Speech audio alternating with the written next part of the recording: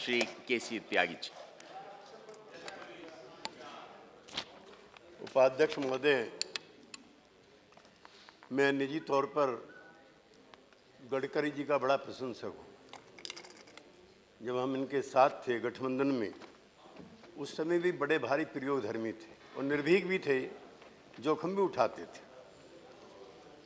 और इस सरकार के उन मंत्रियों में ये हैं जो परफॉर्मर जिन्हें बोलते हैं, डूअर्स जिन्हें बोलते हैं। तो मैं अभिनंदन तो नहीं करूंगा उनकी तरह से जो हमारे मित्र कर रहे हैं, लेकिन प्रशंसा मैं जरूर इनकी करना चाहता हूँ। एक ज़माना था फुटवेज थे, फिर रोडवेज आए, फिर रेलवेज आए, फिर एयरवेज आए, और गडकरी जो हैं वाटरवेज ले आए। ये भी कोलंबस की तरह से इनका नाम भी इस दुनिया में लिखा जाएगा जो नए नए आविष्कार इस देश में हुए हैं। मैं माननीय मंत्री जी से कुछ सवाल इनकी तारीफ भी करते हुए और इसके लिए शुभकामनाएं भी करते हुए कुछ शंकाएं भी मैं जताना चाहता हूं। एक तो इसमें बताएंगे अपने उसमें जो इनका प्रिय विषय है पीपीपी मॉडल और विदेश पूंजी निवेश, वो कितना होगा, कैसे होगा, क्योंकि उसके बगैर तो इनका कोई कार्यक्रम पूरा होता नहीं है। एक बार मेरे मन में आया कि अगर इनको कृषि मंत्री बना दिया जाए तो कैसा हो। मैंने भाजपा के अपने 2-3 मित्रों से पूछा, क्योंकि किसानों के लिए इतनी दिक्कतें होती हैं, तो कम से कम एक ऐसा बहादुर मंत्री तो है जो वित्त मंत्री से भी, प्रधानमंत्री से भी पैसे ला करके गांव के लोगों की मदद करेगा, एमएसपी देगा। फिर किसी ने बताया नहीं इसमें जोखिम है।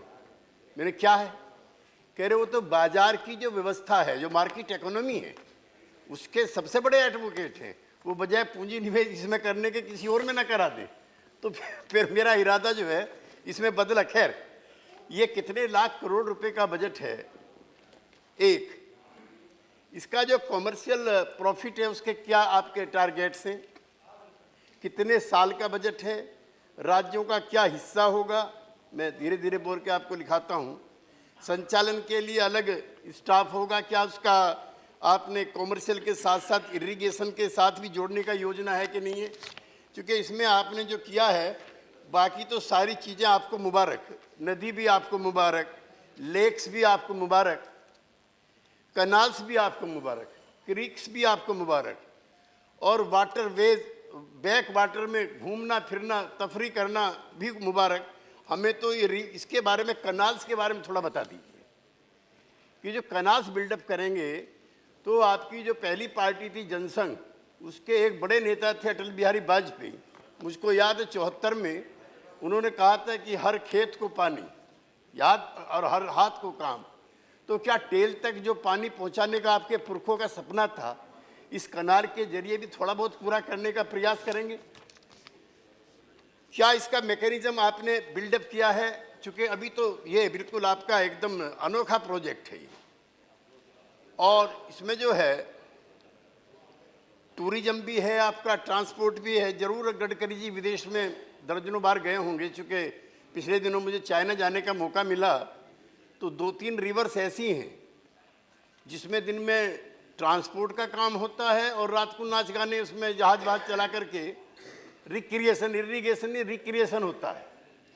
तो वो भी आप करिए, लेकिन थोड़ा जो है गांव के लिए भी गडकरी जी,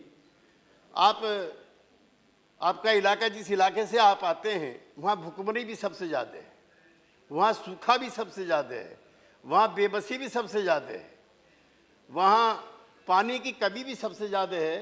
तो समूचे देश को विदर्भ मान करके पिछले दिनों आपने कई योजनाएं जरूर चलाई होंगी, मुझे आपकी विद्युता पर यकीन है। तो मेरा आपसे निवेदन यह है कि इसको, एक तो जो नदियों के बारे में भी जो हमारे कंसेप्ट हैं इंडियन कल्चर के, इंडियन सोसाइटी के, वो बड़े पवित्र हैं। जैसे गंगा है तो गंगा नहीं कहते हम, या तो गंगा मैया कहते हैं, गंगा जी हमारे मुंह से निकलता है। तो इनकी जो पवित्रता है, इनकी जो प्राणिकता है, उसका भी आप ध्यान रखेंगे। अब गंगा को, जमुना जी को लेकर के सुबह किसी और मामले पे बहस हो रही थी। इसमें फॉरेन टूरिस्ट को कृपया मत लाइए, क्योंकि इनकी बदबू देख करके वो आपके देश का भी नाम बदनाम करेगा, और इस ना आपके जहाज में बैठेगा, ना कहीं घूमने के लिए जाएगा। इतनी कई, मैं जिस शहर से मेरा पहला वास्ता है, मैं वहाँ गंगा भी है, जमुना भी है, हिंडन भी है, तीनों में से किसी में आप नहीं जा सकते। अभी मेरे साथी निषाद जी ने कुछ सवाल उठाए। ये एक बड़ी कम्युनिटी है जो फिशरीज के काम में लगी हुई है और ये यहीं से लेकर के समूचे देश में है। और इसमें भी आजकल के, अब संक्षेप में खत्म कंक्लूड कर रहा हूँ, ये कोई बहुत वैज्ञानिक विषय भी नहीं है। मैं तो उनका प्रशंसा करने भर के लिए खड़ा हुआ था, चूँकि वो उत्साही और चमत्कारी व्यक्तित्व मंत्री हैं। इसमें कुछ ना कुछ कमाल इनके जरिए जरूर होगा। तो फिशर्स मैन्स का भी आप ध्यान रखें, इनकी फिशरीज का काम खत्म ना हो, चूँकि कई लाख कई करोड़, अगर मैं कहूँ आपसे, उन लोगों के ये का सबसे बड़ा जीविका का साधन है।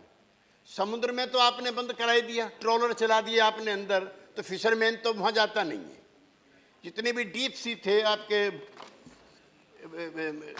टर्की साहब के यहाँ से लेकर के बंगाल की खाड़ी तक, सब जगह ट्रॉलर जा रहे हैं। जो ओरिजिनल ट्रेडिशनल फिशरमैन था, निषाद लोग जो थे, इनका काम धंधा चौपट है वहाँ पर, सब विदेशी कंपनियों को दे दिया। तो एक तो इसमें इनमें विदेशी कंपनी पीपीपी मॉडल और ये फॉरेन निवेश है, कम से कम मछली पकड़ने में ना लाइए। और जो निषाद लोग हैं, ये काम जो गांव के और कस्बे के या छोटे बड़े शहरों के आसपास के जो फिशरमैन हैं, इसमें इनका 100% आरक्षण कर दीजिए कि हाँ, जो ये निषाद लोग हैं, जो ये फिशरमैन लोग हैं, इनके अलावा किसी बड़ी कंपनी को इस काम का ठेका नहीं दिया जाएगा, ताकि इनकी रोजी रोटी पे लात ना लग सके। इतना निवेदन करके मैं अपनी बात समाप्त करता हूं। और आपके इस उत्साही प्रोजेक्ट को ये कामयाब हो, इसके लिए मेरी आपके लिए बहुत बहुत शुभकामनाएं। Thank you sir.